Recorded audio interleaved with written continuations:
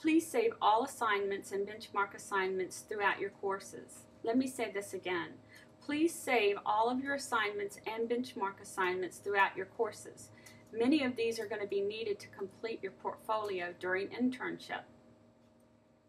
Please consider a backup plan. Have your benchmark assignments on a flash drive, also have them on your hard drive, and maybe even have them on a second flash drive. You can never be too safe. You will need these benchmark assignments later. Interns will work on the school counseling portfolio throughout internship. And these portfolios are due at the end of internship. The portfolio details the school counselor intern's experiences over the course of the school counseling program and internship.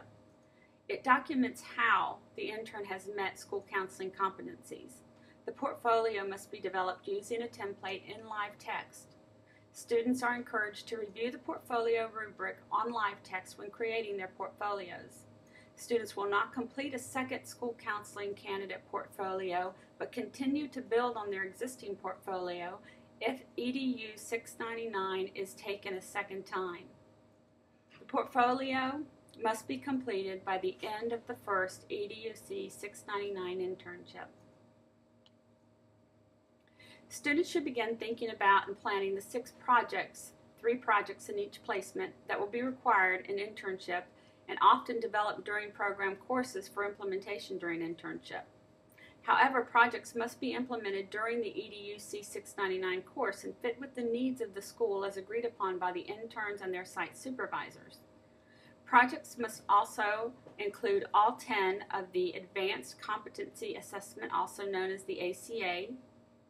Some competencies will be used more than once. By the time the 6 projects are complete, all ACA standards must be addressed.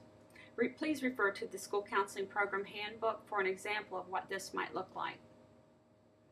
When potential site supervisors ask what might be expected of them during internship, please refer them to the School Counseling Program Handbook and to the video for site supervisors on the online advising guide, as well as the information and overview form and the ACA evaluation form. These documents will provide potential and current site supervisors with details related to responsibilities of the intern, faculty supervisor, and site supervisor.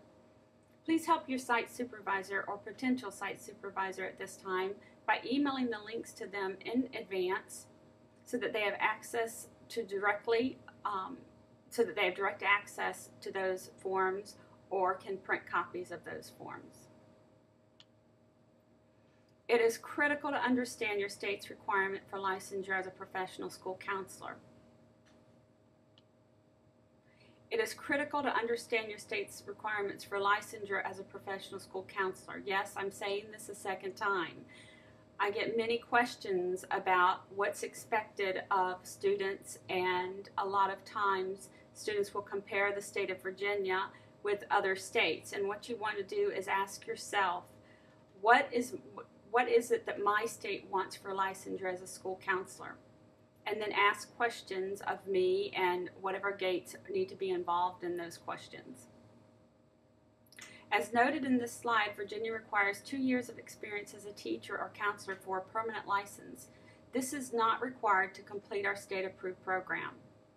Our program does not advise as to what types of experience will be accepted by the state of Virginia as appropriate experience for licensure. Upon graduation, Gate 4 and/or the prospective employing schools may submit the Report on Experience form if requested and completed by the student for submission to the Virginia Department of Education for review for credit toward the 2 years of teaching experience to see if it's what they require for licensure. The Virginia Department of Education makes all decisions about whether the experience is appropriate. Again, this should be addressed by you to our Liberty Gate 4 personnel upon completion of internship. In many states, the verification form sent by Gate 4 is the only requirement for licensure. The question graduates need to ask themselves again is, if I complete a state-approved program, what will I need to do to qualify for licensure in the state of blank? To answer this question, you must become familiar with your state's requirements. Please ask questions early in the program. First, visit the Graduate Online Advising Guide for the School of Education and read the School Counseling Program Handbook. Read through each form listed on the Online Advising Guide. Read frequently asked questions, and then contact me for questions pertaining to the School Counseling Program. My email is on the slide above. Also contact Gate 3 for questions pertaining to internship placements. Please follow the information provided in this video to ensure that you enter the program knowing exactly what is required in advance. Liberty's mission is to train champions for Christ. Students of Liberty School Counseling Program gain a holistic understanding of human nature from a multicultural perspective, which includes an understanding of how faith impacts human development and informs practice. Students learn to apply sound counseling theory and techniques in a professional, ethical, and legal manner, and with integrity, careful reflection, interpersonal competence, and technical expertise. Thank you, and I look forward to meeting each of you.